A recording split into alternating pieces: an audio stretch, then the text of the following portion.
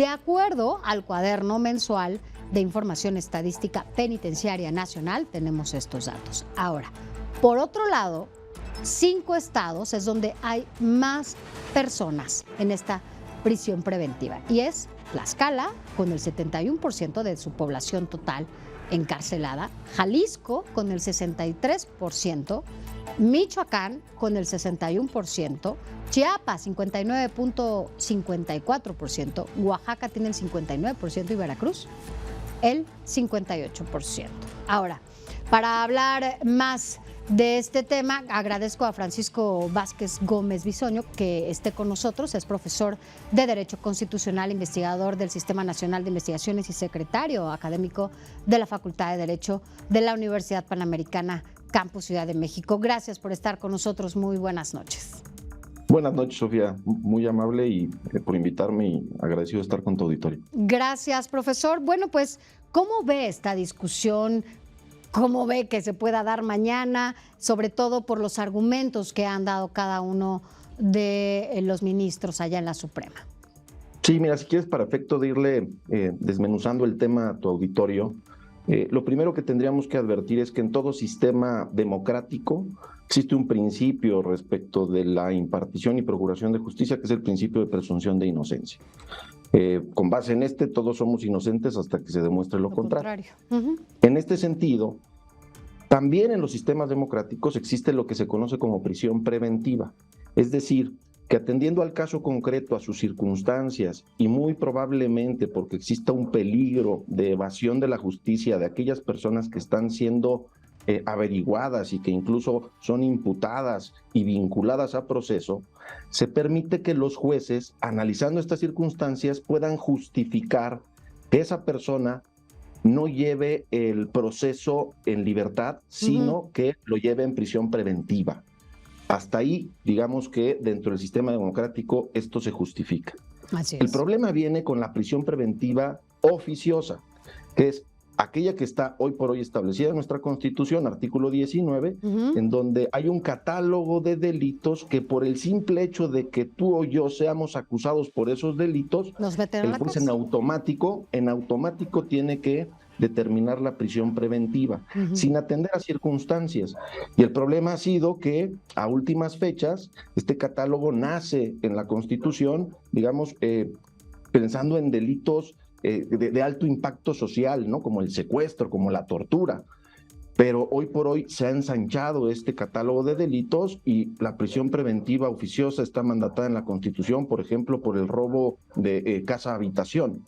En este sentido, aquí es donde me parece que empieza a tener problemas nuestro sistema, que habría que tener también como premisa lo siguiente: este nuevo sistema de justicia penal que nos dimos en el 2008 y que nos tardamos 8 años en todo el país en empezar a instrumentar, a llevarlo a la práctica, pues precisamente se basa en la presunción de inocencia, y el hecho de que hoy por hoy el catálogo de delitos respecto de la prisión preventiva oficiosa, insisto, esta prisión automática, no se analiza nada, el juez está obligado constitucionalmente a determinarla, pues no hace otra cosa sino, vamos a decirlo así, que los ministerios públicos, que los policías, que los peritos, que todos estos procuradores de justicia a nivel tanto federal como estatal, pues propiamente digamos que no tengan que hacer su trabajo de manera profesional, de manera eficiente, porque van a conseguir la prisión preventiva, la nota de prensa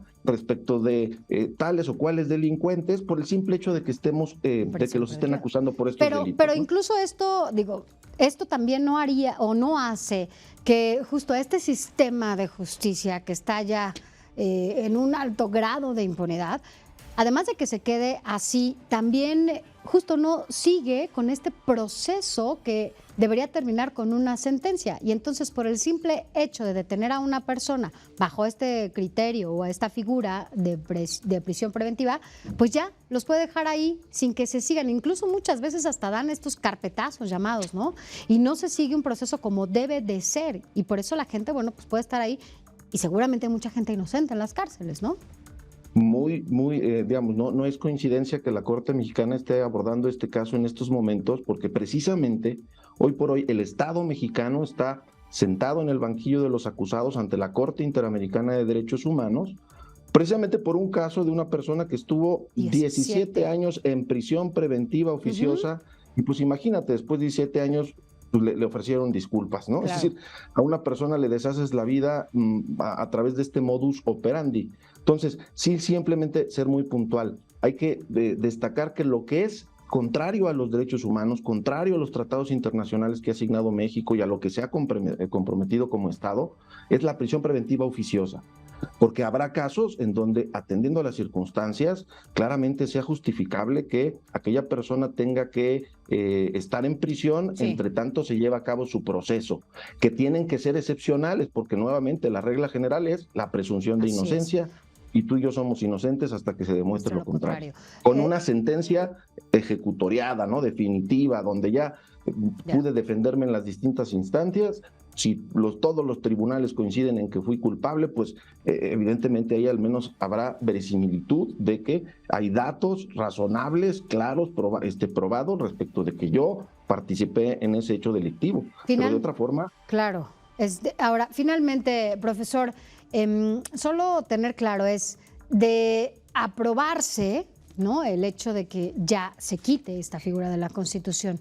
¿Coincide en que saldrían todos estos delincuentes que están presos aún en esta prisión preventiva? ¿O justo hay que explicar esta diferencia entre la prisión preventiva oficiosa y los otros tipos de prisión preventiva?